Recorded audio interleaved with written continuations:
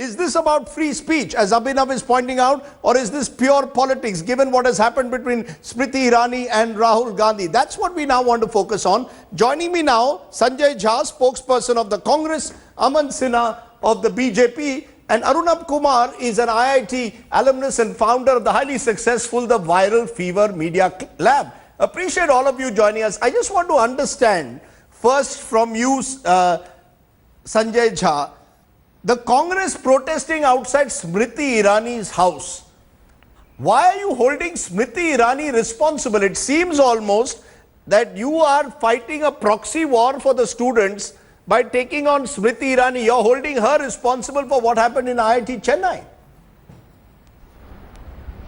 You know, Rajdeep, I'm very glad you actually asked me that question at the very beginning. I want to make one point very clear, you know, before it gets lost in the debate, that India needs to be concerned with the IIT Madras incident because it is a manifestation of the larger fascist tendencies of the Modi government, which is totally anti-democratic and is trying to stifle freedom of expression. Decision was taken by the IIT director. Very germane. The decision was taken by the dean of IIT. Why are you holding Smriti Irani responsible?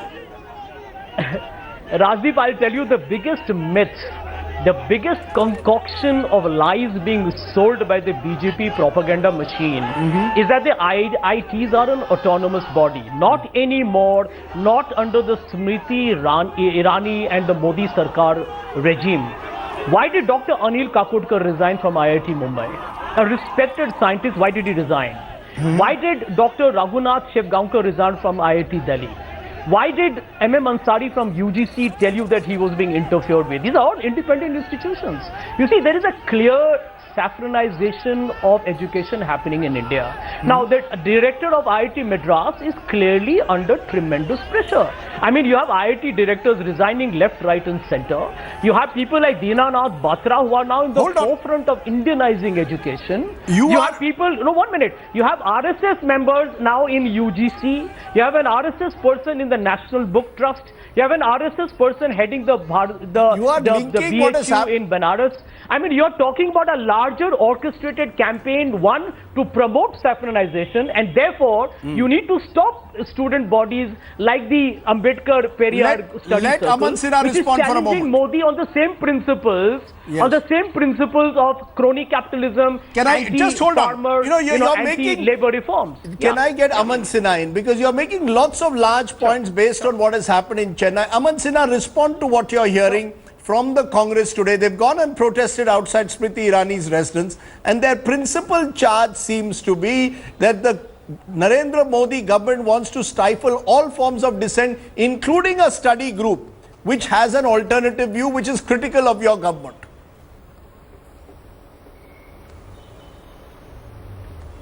No, Rajdeep, I heard the long speech from Mr. Sanjay Jha. He was criticizing the government all through, but I did not stifle his freedom of speech and expression, and I hope he would also return me the same compliment or favor. Anyhow, the fact of the matter is that there was a complaint which was made to the MHRD. They simply forwarded the complaint as they do in natural course. The IIT Madras is an autonomous institution. They conducted their own inquiries and they found that the student body was in violation of certain guidelines, and therefore they were de-recognized temporarily, and I believe the Board of Students based on an anonymous complaint. Are you telling me based on an anonymous complaint a student's body is not allowed to express its view? My freedom of speech and expression. Are we saying that a student's body cannot express its view in an IIT campus? No, please allow me to complete, Rajdeep. They were temporarily de-recognized as per the press release that I have seen. They were temporarily de-recognized because they were in prima facie violation of certain guidelines which exist in IIT Madras with respect to all student bodies. They have elected student body also, and there are large number of other student bodies also which are working. The fact of the matter is that the IIT Madras, when it felt that this particular association was in violation of certain guidelines, they temporarily de-recognized it. Thereafter, they can put up their case before the Board of Students, which is you're saying that your government had nothing to do with it. They will take a view on this. You're saying your government was only a post office. But however, Rajdeep, at the same time, Mr. Aman Sinha, you're saying your government was only a post office. You received a complaint, you gave it to IIT, your government had nothing to do with it. they do not have one cogent issue to criticize this government upon. Rajdeep, may I just complete in a minute? Yes. Rajdeep, it is also a manifestation and a reflection of the fact that there is immense bankruptcy of issues on behalf of the Congress party to criticize the government. They find nothing at all and they cannot make any cogent charge against the government. They try to, cobble up something which does not exist at all. Now, what has MHRD got to do with it? Do you say that if student bodies are in violation of certain guidelines, the IIT Madras is not autonomous and independent enough to take a independent view on it? Can I What do you bring in want? Arunabh The fact Kumar? of the Just a matter minute. is, Rajdeep, Aman Sinha, that you've had your Congress turn. Can I ministers bring in Arunabh in past Kumar? 10 years, Just they a minute, destroyed sir. the MHRD and large number of such institutions, and now for their acts of omissions, they are coming around and making accusations on BJP. It is so, laughable. Okay, Arunabh Kumar, you are an IIT alumnus and founder of the Viral Fever Media Lab, which would presumably look at free expression as a very strong element of what you do. I want to understand, do you believe that this group was in violation of IIT guidelines when they were inviting speakers and spreading pamphlets which were critical of government policies? Do you believe that there are IIT guidelines which this group was violating and therefore has to be de-recognized, had to be banned? I think, of course, Rajdeep, I would like to answer it from an IITian point of view. And fortunately or unfortunately, I also had a chance of being a part of such a small, tiny propaganda, not a big one. I mean, I in my first year was a part of this small group who did a signature campaign against someone we didn't believe in. But I think sending pamphlets to people's rooms and something. So if you imagine, if you're in an IIT hostel and you suddenly find one day that there are pamphlets being spread in your hostel by some student body group for whatever agenda, whether it is right or wrong, I'm not even getting into that. But we have numerous bodies. We have a student activity center, we have a GBM, we have hostel bodies, we have college bodies, we have a GSEC, we have a VP. There are professors involved in these bodies. And I think if anybody has an issue or if they want to talk about something, there are better ways to do that, and IIT never stops you to do that. We have done our soap boxes, we have had deliberations on political parties, on what you favor, what you agree with and what you do not disagree with. But I don't think that I as an IITian sitting in my room, if I get a pamphlet from a student body about a particular political leader, I wouldn't completely be fine with that practice. Do you believe, personally, do you believe that they should have the right? Do you believe that the Ambedkar Periyar circle had the right to spread these pamphlets, or do you believe that they were in a sense trying to politicize the atmosphere of IIT which you believe should not exist? Do you believe it's about free speech or pure politics?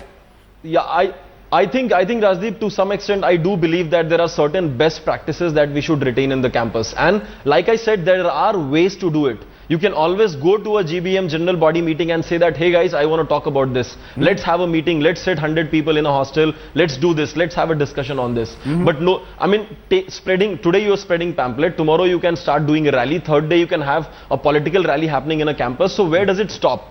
Every squabble that happens in a smaller body or a bigger institute cannot be brought down simply to, okay, this is killing my freedom of speech. I think that we are using this term too vaguely, too generously, and I think that, not any issue in this world where somebody has been told to shut up is about is about freedom of expression. Whether he should be told to shut up or not, that's another issue. But it's not really. So you're saying it's not necessarily an issue of freedom of speech. It's the manner in which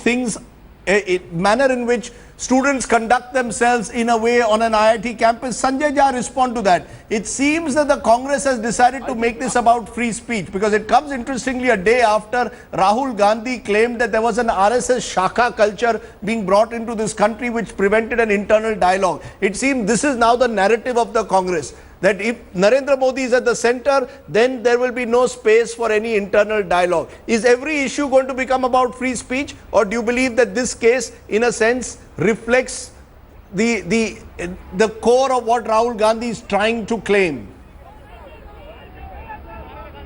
Rajdeep, let me tell you, this is a much more significant issue for India than just about IIT Madras. I think whether it's Greenpeace, the attack on NGOs by the Modi government, very similar to what the Russian president seems to be doing out there, and it's being condemned internationally. The way, for example, I mean, let's take this one example of the IIT Madras. why don't you have university elections wherein ABVP of the BJP and the NSUI of the Congress compete? Isn't that politics? I mean, in today's world of social media and greater communication and a greater political awareness, dialogue and dissent is the very foundations of a vibrant democracy. The truth is, and But this why is don't something you that you protest know very outside the well, IIT being part- directors? I take your point. I would take your point if you protested outside the IIT director's residence. Why protest outside Smriti Irani's residence? You have no evidence that Smriti Irani Because has that's asked for a- this. You have no evidence. So you have decided to politicize this rather than take it to the IIT director in Chennai. Let me tell you, Rajdeep, how is anybody not aware? And therefore, I gave you those examples at the very beginning. Whether the UGC, the resignations of two very high-profile IIT directors. Right. One of them has even said that, you have reduced the IIT selection of directors into a lottery. It's a laughable situation at the moment. Can I I've leave been it- reading a lot of reports on the saffronization of education, which is now reaching a level which should be disconcerting to India. Okay, That I'm gonna- Adinanath Batra's book, whose concept of history is so distorted, has a foreword and a recommendation by Narendra Modi himself, which is being inculcated into education for young, vulnerable, susceptible children, is a cause of great national concern. This is beyond politics, Rajdeep. Okay. I do believe that when fascism Let's begins leave to it take there. its roots, it changes and distorts history, and it definitely creates a propaganda of a very negative kind. We are Let's- witnessing that in India today, and I think we are all responsible to stem and stop it right now. Okay, I'm going to leave it there. I think we've heard every viewpoint tonight. We've heard from the BJP, we've heard from the Congress, we've heard from the No, no, no, students' but body, may and I we've heard respond to what from an Mr. ex-alumni. Sanjay Yes, said? 30 seconds. Aman Sinha, I will give you 30 seconds. 30 seconds. Okay, Rajdeep, yes. the charges that Mr. Jha seems to be making are all violating the autonomy of IIT Madras, and they are the ones who are trying to politicize these institutions of excellence, and thereafter, trying to Utter rubbish. include Utter rubbish, every and each and every person's name into that, and trying to drag them into controversy is absolutely Right. unfortunate. And this is the kind of level that Congress Party has stooped into. There is complete bankruptcy of any I'm issue going to leave it there, that the Aman. Congress Party can raise against this government, and it is a manifestation of that fact, Rajdeep. Okay. I think two different points of view. The reason we've today had that face-off is because there are clear different opinions emerging at the moment from that incident at IIT Madras. Thanks very much to all my panelists for joining me here.